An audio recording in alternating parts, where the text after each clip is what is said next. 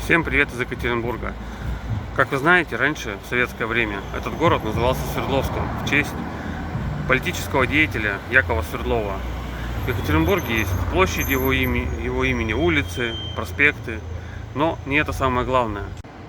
Свердловск всегда считался столицей такого направления в архитектуре, как конструктивизм. Здесь очень много сохранившихся зданий, памятников архитектуры в этом стиле. Свердловск всегда был лоялен подобного вида искусства, прогрессивного, современного. Даже сейчас в современном Екатеринбурге строятся жилые комплексы, их называют именами великих художников, авангардистов: Малевич, Кандинский, Татлин. Так вот, этим фильмом я хочу показать вам Екатеринбург конструктивистский, показать те самые памятники архитектуры, рассказать их историю, пока они еще сохранились. Некоторые в очень плачевном состоянии, некоторые отреставрированы, некоторые это жилые дома, люди в них до сих пор живут. Итак, поехали.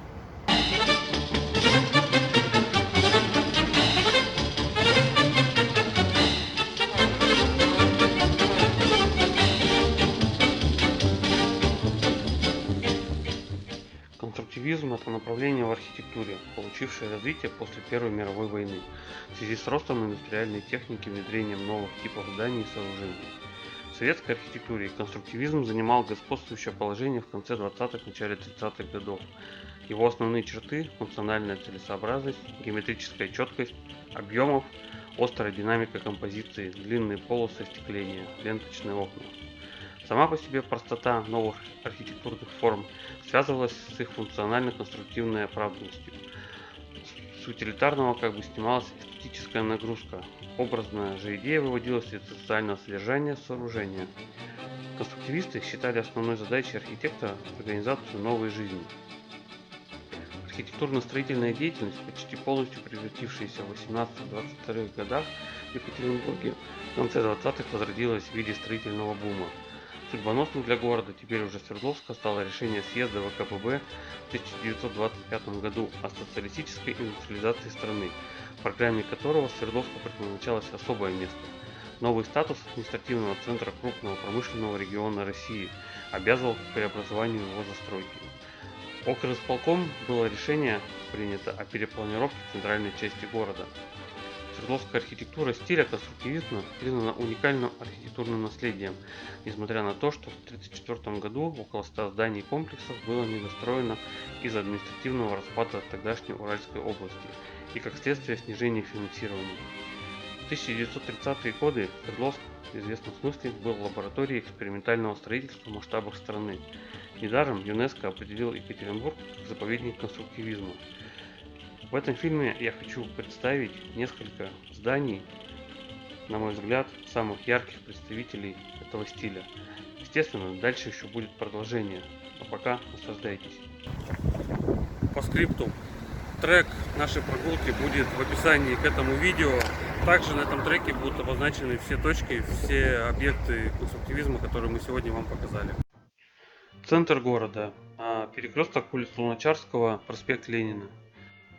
Здесь находятся два объекта конструктивизма. Это бывший клуб строителей, бывшая Свердловская киностудия, ныне торговый центр Сити-центр, и доминанта так называемого городка чекистов, гостиница и сеть в настоящее время, бывшее общежитие молодых сотрудников НКВД.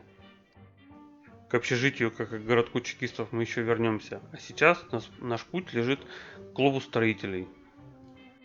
Годы постройки клуба 1929-1933. Считается, что он был спроектирован в виде трактора, но опять же официального подтверждения этой версии нет. Здание – яркий пример клубной постройки конца 20-х годов.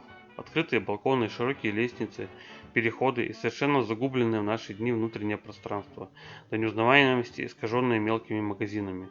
Фасад здания, к счастью, удалось сохранить в почти неизменном виде. Правда, чистые геометрические объемы владельцы используют под размещение наружной рекламы. Здание делится на две части: зрелищную, актовый зал во внутренней части двора, и клубную, размещенную в двух вытянутых объемах. Клуб имел паровое отопление, буфет, театр, кинотеатр, различные секции, кружки. В военные годы в нем стала располагаться Свердловская киностудия. Изначально здание не предназначалось для этих целей, так что при первой возможности интерьеры стали менять. В 1944 году в тыловом Свердловске был снят первый фильм, музыкальная комедия по мотивам австрийской оперетты «Сильва». В тяжелое послевоенное время студия была в запустении. Широкую известность киностудия получила в 50-70-х годах прошлого века благодаря новаторским поискам в сфере документального научно-популярного кино. Один из самых примечательных проектов студии – дебют Алексея Федорченко в игровом кино, фильм «Первые дни на Луне», рассказывающий историю подготовки и запуска на Луну первого советского космического корабля с человеком на борту. Всем привет! Новая серия видео. Можешь идти. Всем привет! Новая серия наших видео по уральским городам и городам ближайших областей. Будем гулять, показывать вам интересные места, собирать топчики этих мест и чтобы вы путешествовали. Это внутренний двор киностудии.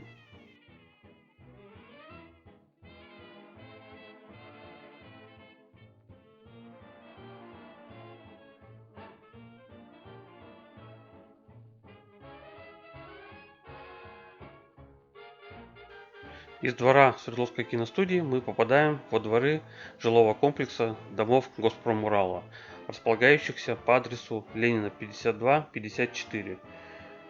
Архитекторы Валенков, Коротков при участии Горшкова создали эти дома в 1931-1935 году. Комплекс включает 9 жилых домов, поликлинику, детский сад и административно-хозяйственный корпус. Прогуляемся во дворе жилого комплекса. Жилой комплекс действующий. В нем проживают обычные жители нашего города. Первая очередь домов Госпромурала по адресу Ленина 52 была завершена в 1934 году. Были сданы 4 жилых корпуса двух типов планировки, каждой высотой 6 этажей. Во внутренних корпусах использована коридорная секционная система планировки, а в корпусах, выходящих на улицы Сони Морозова и Бажова, квартиры двухуровневые. На главный проспект города, проспект Ленина, дома Госпромурала выходят торцами, а не парадными фасадами, демонстрируя популярный в начале 30-х годов принцип строчной застройки. Торцы зданий приподняты на колоннах. Вторая очередь домов расположена по адресу Ленина 54 и имеет 5 жилых корпусов. 3 из них, выходящие торцами на проспект Ленина, объединены зданием поликлиники. 3 дома, выстроенных в западной части комплекса, были сданы в 1932 году. 2 оставшихся были завершены в 1936-1937 годах.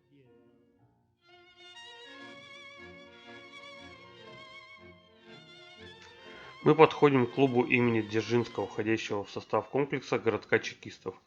Ныне здесь расположился Музей истории и археологии Урала. Также здесь располагалась столовая, где должны были собираться жильцы городка.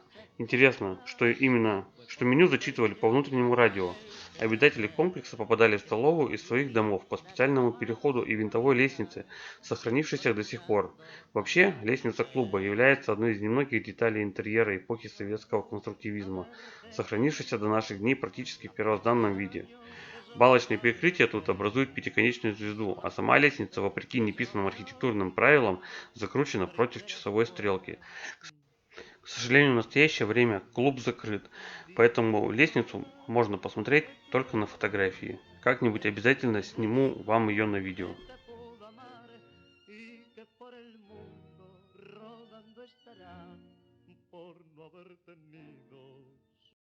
Городок чекистов. Комплекс зданий в самом центре Екатеринбурга, построенный по проекту архитекторов Антонова Соколова в 29-36 годах. Изначально носил название жилой комбинат НКВД, но в народе получил имя городок чекистов. Проект предусматривал создание масштабной системы объектов коммунального и бытового назначения. Жилые здания, учреждения культуры, медицинского обслуживания и дошкольного воспитания. Рабочие дома коммуны рассматривались в годы советской власти как важное социальное завоевание, порожденное инициативой трудящихся масс. Рабочие считали необходимым исправить несправедливость в распределении жилища и отвергали весь старый бытовой уклад. По заветам коллективизации советский человек должен был мыться в общественных банях и обедать в фабрике кухни. Поэтому главная особенность этих домов – отсутствие в них кухонь и ванных комнат. Фасад и главный вход музея, он же клуб Дзержинского. Слева за стеклом находится та самая лестница.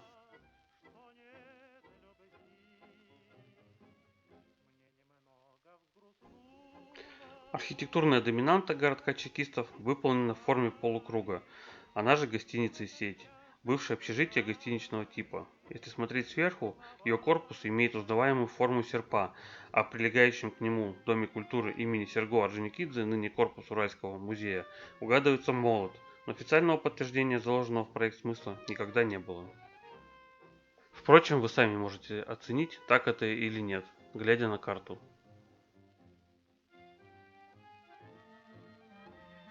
А вот памятник тому самому Якову Свердлову, в честь которого назван Екатеринбург. Памятник установлен в сквере напротив оперного театра. Дом печати, она же типография «Уральский рабочий». Года постройки 1929-1930. Здание было построено по проекту Голубева, который позже занял пост главного архитектора Свердловска. Ленточные окна по всей длине зданий, опирающиеся на столб закругленный фасад, и лестничные клетки вынесены за пределы здания в полукруглые застекленные во всю высоту стаканы. Эти конструктивные особенности стали впоследствии классическими для стиля. Во время Великой Отечественной войны обитателям здания пришлось потесниться и освободить помещения для эвакуированных писателей. Именно в этих стенах в военное время работали Агния Барто, Лев Кассиль, Алексей Новиков-Прибой и многие другие. Продолжаем двигаться по улице Ленина в сторону городского пруда. Скоро справа от нас появится здание Уралснабторга. Это пример незавершенной комплексной застройки квартала. Дата 1935 год.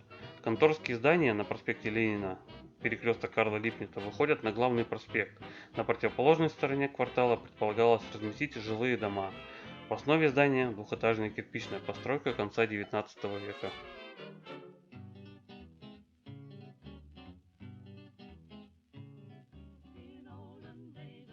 Дом связи, он же главпочтамт, расположился в 2 кварталах от городка чекистов. Построили его в форме трактора, чтобы прославлять крестьянство, коллективизацию и колхозы. По заказу наркомата связи над проектом трудились архитекторы Соломонов, Соколов. В 1933 году они спроектировали не просто главную Свердловскую почту. В здании были устроены помещения детского сада и яслей, радиотеатр на 800 мест, где можно было культурно отдохнуть и послушать последние известия. В здании размещалось почтовое отделение, междугородная телефонная станция и телеграф. В отдельном корпусе расположилась городская автоматическая телефонная станция на 10 тысяч абонентских номеров, охватывающая крупнейшие городские учреждения столицы Урала и жилые дома центрального района города. Свою основную функцию главпочтамт выполняет до сих пор. На противоположной стороне проспекта Ленина расположился первый дом Свердловского горсовета. Первый пятиэтажный жилой дом с парикмахерской и магазинами, выстроенный Свердловским горсоветом на месте исторической застройки города. Дата постройки 1928 год.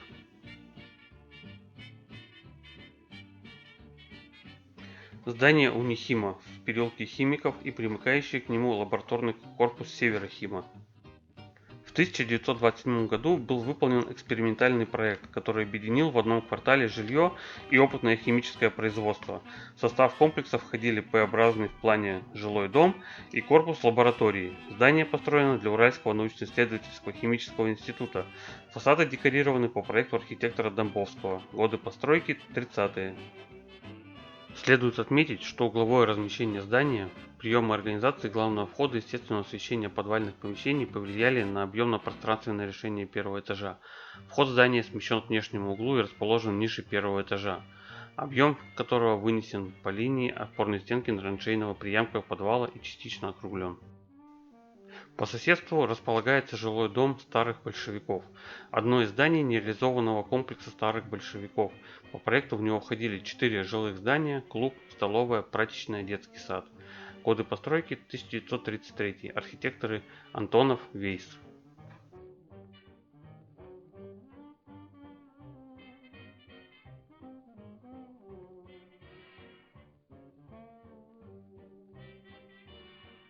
На противоположной стороне расположился жилкомбинат НКВД, дом чекиста, он же второй дом горсовета. Год из постройки 1928-32. Комплекс строился по заказу НКВД, состоит из двух жилых домов, четырехэтажного П-образного здания и примыкающей к его восточному корпусу 11-этажной башни. Дом башни являлся первым многоэтажным домом на Урале, оснащенным двумя лифтами. Угловые балконы на 10-11 этажах ныне утрачены. Мы же с вами перемещаемся на улицу Володарского. Жилой дом Уралстройкообхоза. Дом расположен в квартале между площадью 1905 года и переулком Володарского, улицей 8 марта. Каменное пятиэтажное Г-образное в плане здание с западным фасадом наиболее протяженного крыла выходит на красную линию восточной стороны улицы Володарского. Второе крыло вытянуто в глубину квартала и обращено уличным фасадом на север. Годы постройки 1936. Мы же с вами видим второй дом горсовета, он же дом чекиста, со стороны улицы Володарского. Кстати, в этом доме имел квартиру Борис Николаевич Ельцин, первый президент России. Реконструкция здания проведена в 1928 году. Ранее здание имело другое назначение. Здание расположено в центральной части города. Представляет собой разноэтажный объем, сложный в плане. В качестве композиционной доминанты выступает закругленная угловая часть с четкой ритмикой окон и геометрической структурой горизонтальных вертикальных членений фасадной плоскости. Повтори еще раз, что... Где? Вот этот затянуто сеткой строительной. Это клуб служащих, дом культуры Профинтерн. О, сложно. Да. В общем, Ну, выглядел он, конечно, более презентабельно в свое время. Но сейчас он затянут пленкой, сеткой, потому что совсем в разрушенном состоянии. в общем, мы пока тут ходим, мы сами разбираемся, потому что здесь мы, наверное, никогда не были с целью познавательной и разбираемся, какой дом из них какой. А тот дом, в котором жил Борис Ельцин, это второй дом Советов. Всего в Екатеринбурге таких же комплексов было 5. 5 домов, жилых комплексов Советов.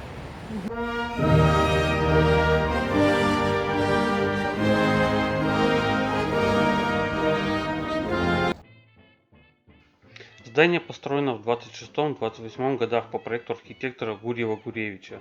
В 19 веке на этом месте находилось одноэтажное здание в духе классицизма – гостиный двор. Он простоял больше века и сгорел во время пожара в 1902 году. Гостиный двор начали отстраивать заново, в стиле модерн, но помешала Первая мировая война, а затем революция. Позднее уже отстроенная часть нового здания была использована при возведении делового дома для Промбанка. Многие проекты административных зданий будущего Большого Свердловска разрабатывались в рамках всесоюзных конкурсов. Первый из них был проведен в 1925 году на здании Промбанка. В конкурсе участвовали уральские и московские зодчие. Многие годы здесь располагался знаменитый магазин детской одежды и школьных товаров «Леопольд», известный каждому свердловчанину. Дом-контор – историко-архитектурный памятник, построенный в Свердловске в 1929 году. Расположен на пересечении улиц 8 марта и Малышева. Архитекторы Валенков, Смирнов. Дом-контор был возведен для размещения торговых предприятий и Банка Союза сельхозхозяйственной кооперации. Здание имеет 4 этажа, на первом окна служили витринами магазинов. Эффектный скругленный угол объект получил типичные для конструктивизма черты – сплошное ленточное остекление и протяженные фасады.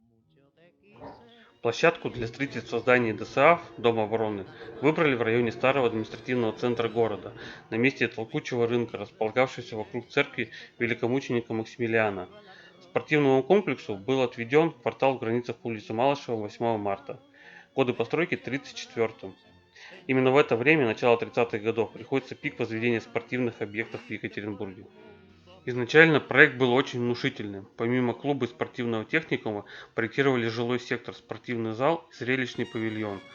Планировалось, что комплекс займет весь квартал, а архитектурной доминантой станет гигантский купол, под которым расположится стадион. Полностью реализовать проект не удалось, ограничились клубом и учебным корпусом. В итоге здание клуба решили выполнить в излюбленной форме конструктивистов в виде корабля. Со стороны улицы Малышева он действительно его напоминает. Вот такой он Екатеринбург в стиле конструктивизма. Если вам понравилось, обязательно будет продолжение, потому что в одном фильме уместить все объекты невозможно просто. Обязательно буду еще снимать, буду вам все это показывать. Обязательно подписывайтесь на мой канал. Ссылки на другие видео еще будут где-то здесь в подсказке. Что еще хочу сказать? Буду очень рад каким-то комментариям, особенно тем, кто досмотрел почти до конца. Кто увидел Ленина, обязательно прокомментируйте внизу. Пока.